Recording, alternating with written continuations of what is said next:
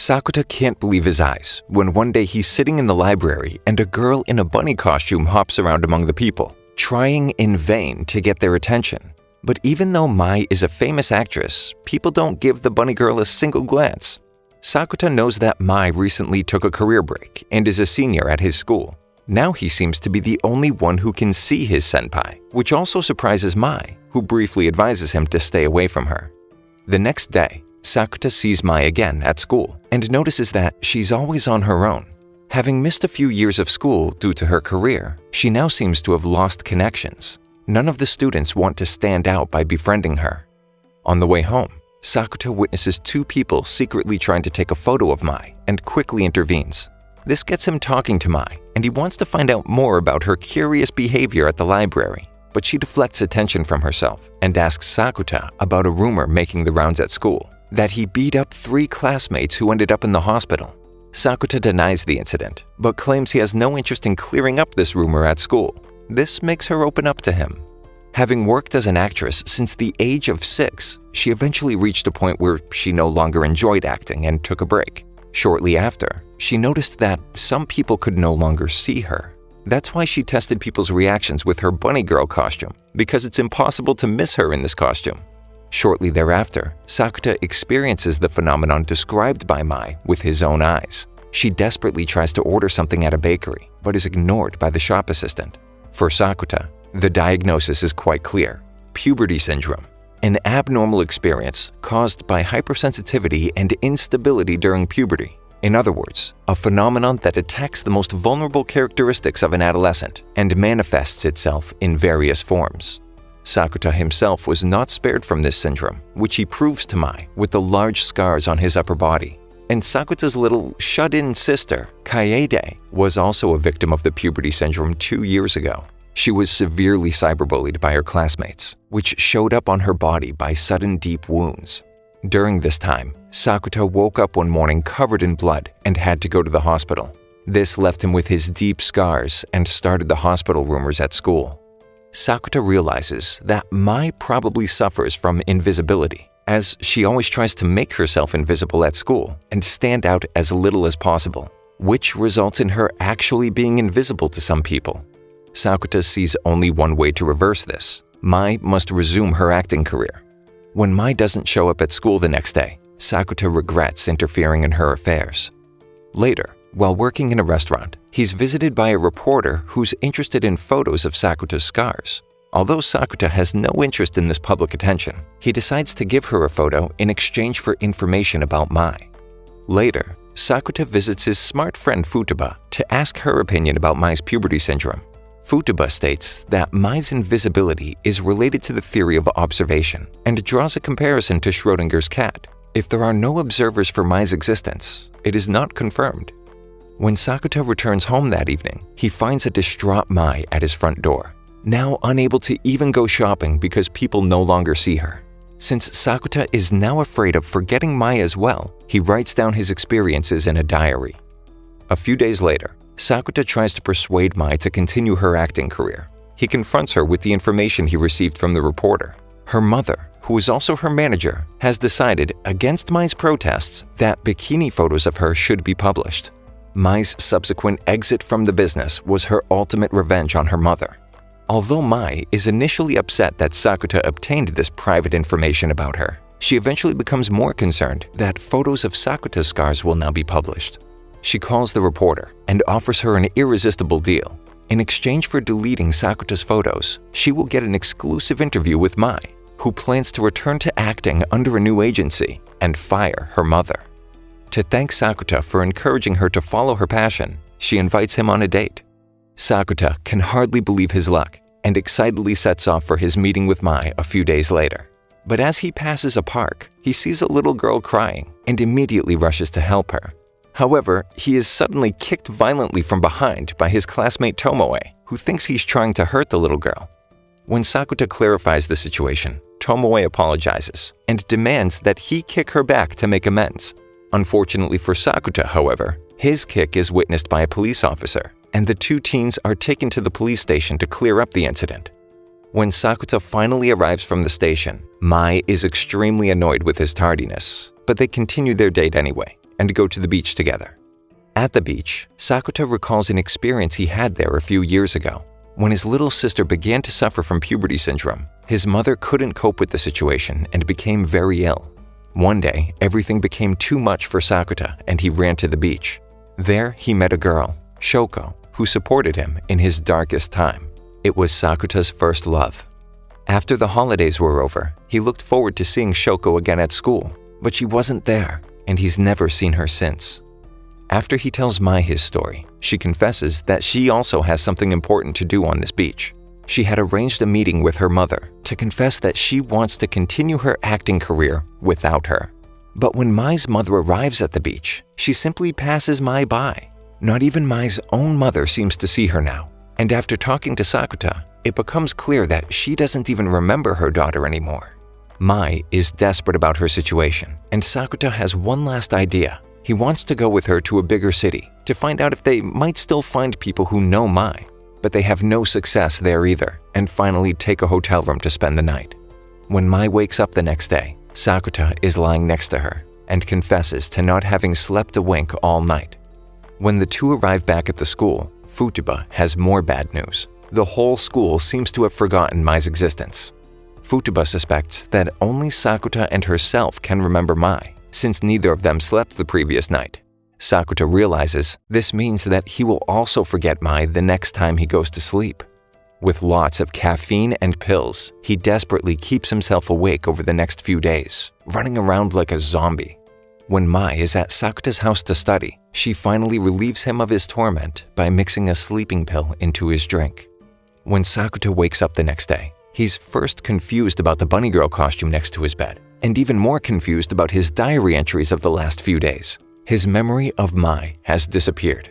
But while he's writing a test at school, it all comes flooding back. Flashbacks of the beautiful moments he's had with Mai pop into his head, and the solution is suddenly crystal clear to him. He has to fight this atmosphere that surrounds the school, where everyone is afraid of being different or standing out. Sakuta runs in front of the school building and screams his head off, confessing his love for Mai in front of the whole school. Suddenly, she appears next to him and smacks him. Mai is furious because Sakuta broke his promise to never forget her. However, Sakuta promises to confess his love to her every single day to make up for it. Mai then shouts to the students that the rumors about Sakuta beating up classmates are not true. The students finally seem to notice her again, and the world has gotten Mai back. But it was not to be Sakuta's last encounter with puberty syndrome. When he wakes up on June 27th, the day seems to start like any other. At school, Mai announces the happy news that she's landed a new role, and Sakuta asks her to be his girlfriend. That night, he falls asleep overjoyed. But when he wakes up the next day, he's shocked to find that it's June 27th all over again. It seems as if he's reliving the exact same day, and Mai once again agrees to be his girlfriend. When Sakuta wakes up for the third time on June 27th, he desperately seeks out Futaba. She recognizes the puberty syndrome in the form of Laplace's demon, who knows the position and movement of all the atoms in the world, and thus can predict the future. Since Sakuta is sure that this time loop in which he's stuck is not his, he sets out to find the true demon, and quickly finds it in his classmate Tomoe, who is hiding in a classroom from a boy who wants to confess his love for her. However, since this boy is the crush of Tomoe's best friend, she's afraid that this will make her unpopular and wants to change the course of events by repeating the day. After a heated discussion, Sakuta and Tomoe fall over, and while the two are lying on top of each other, the boy comes in and interprets the situation to his defeat. Mai also comes by at that moment and interprets the sight in the same way, but Sakuta doesn't even bother to explain the situation to Mai, because the day would start all over again anyway. However, now that Tomoe's problem has been solved, to Sakuta's great displeasure, June 28th starts the next day, and he also finds that Tomoe's friends now believe that something is going on between him and Tomoe. But, afraid of being stuck in another time loop, he can't clear up the misunderstanding either. And seeing the despair in Tomoe's eyes, he promises to help her by pretending to go out with her. That evening, Mai shows up at Sakuta's door and demands an explanation from him. After he's described the situation to her, she's not very enthusiastic, but nevertheless accepts Sakuta's selfless action. A few days later, Sakuta and Tomoe meet for a date, which they spend at the zoo, taking many photos as proof of their supposed relationship. However, a few days after that, Tomoe's reputation at school, which is more important to her than anything else, begins to falter when sexual rumors about their relationship spread. Later, at the station, a group of bullies messes with Sakuta, but he manages to defeat his attackers. He also clears up the rumors by informing his classmates that he is still a virgin. On the last day of school, the two have one last date at the beach. They eat grilled corn, have fun in the sea, build sandcastles, eat ice cream, and watch the sunset. Tomoe thanks him for their time together and shakes his hand in farewell, ending their pretend relationship. When Sakuta's little sister wakes him up the next day, he's upset because he wanted to sleep in on his first day of vacation. But, to his great astonishment, she corrects him. It's the last day of school, again. At school, Sakuta immediately seeks out Tomoe to talk to her about being stuck in the time loop again. But Tomoe claims that she cannot remember their date the day before. When Sakuta again asks Futaba for help, she is skeptical of Tomoe's claims and believes that she is still Laplace's demon. Later, Sakuta and Tomoe experience the same fun day at the beach and end it again, parting in friendship at sunset. But after Sakuta experiences the same day a third and then a fourth time, he finally bursts. He explains to Tomoe that he doesn't feel like going to the beach and instead takes her to the city of Enoshima. There, the two spend a fun day together, eventually ending it with a serious conversation. Tomoe bursts into tears and confesses that her feelings for Sakuta have been growing stronger by the day. But Sakuta tells her that he'll always love Mai, no matter how many times she restarts the day. But he promises to be there for her, as a friend, and Tomoe promises him that this was now their last date together. When Sakuta wakes up the next day, the time jump is greater than ever before.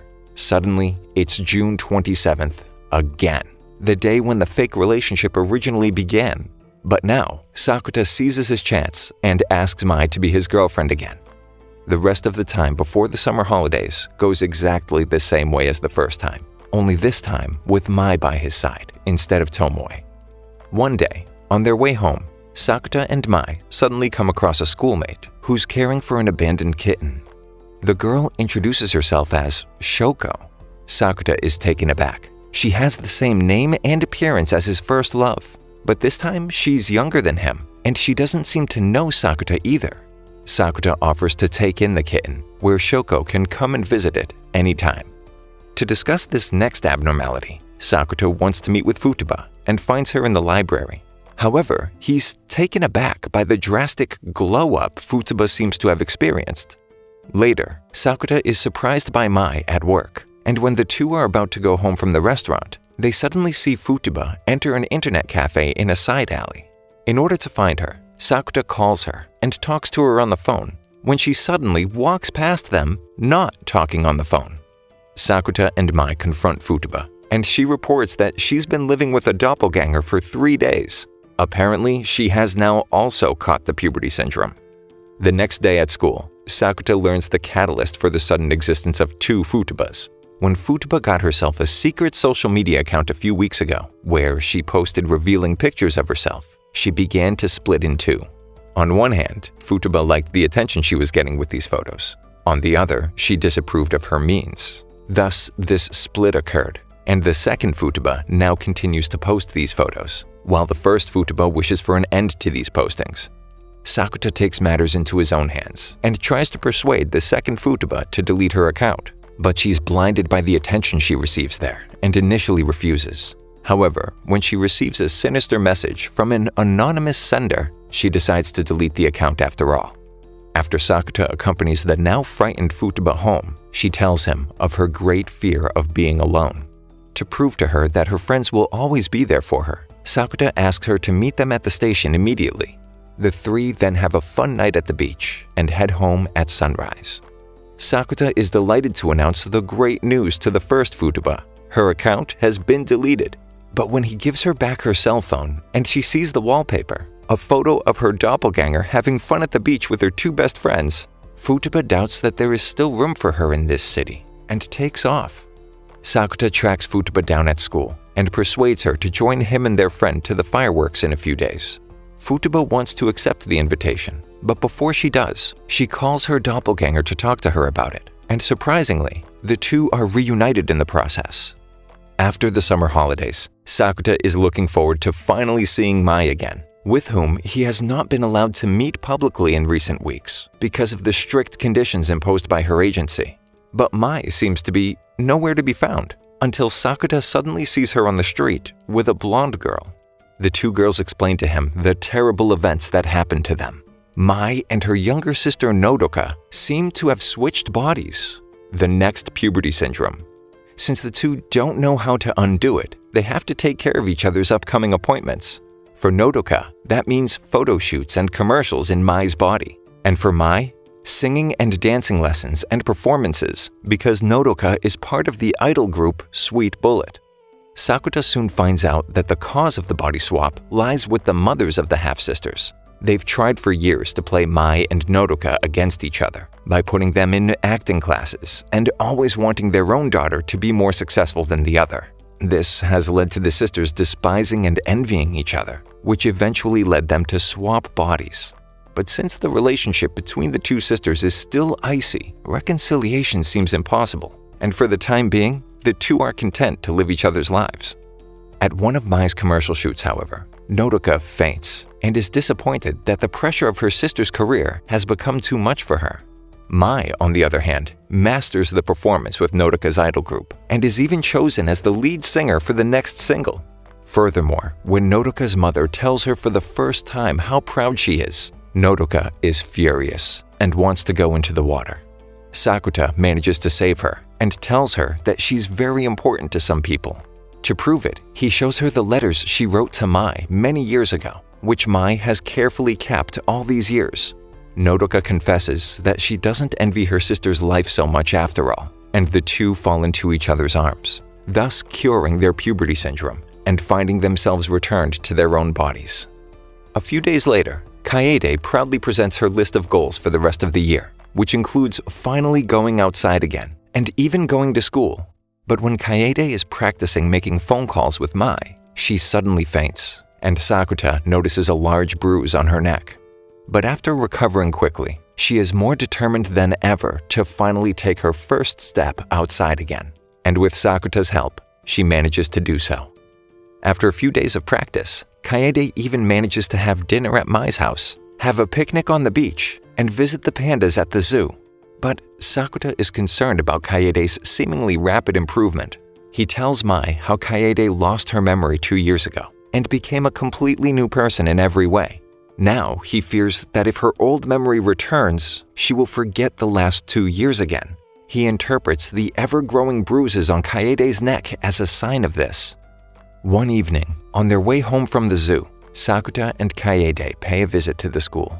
Although the school is closed, Kaede chalks this up as her victory and can check it off her list of goals. When Kaede wakes up the next day, her memories of going to the school, going to the zoo, and even everything else that has happened in the past 2 years are swept away. The old Kaede has returned, but Sakuta's despair over the loss of his sister over the past 2 years is somewhat alleviated by her diary entries, which reveal her gratitude and love for him. Meanwhile, Mai is sorely disappointed in Sakuta because he doesn't keep her informed and doesn't come to her with his problems. Also, during the turmoil of the last few days, he almost forgets Mai's birthday and just manages to catch the last train to surprise her at her shooting location. The two reconcile with a view of the night skyline as snow falls, and when Sakuta finally waits for his first kiss from Mai, she playfully pinches his cheek. Thank you for sticking until the end. Subscribe for more videos like this.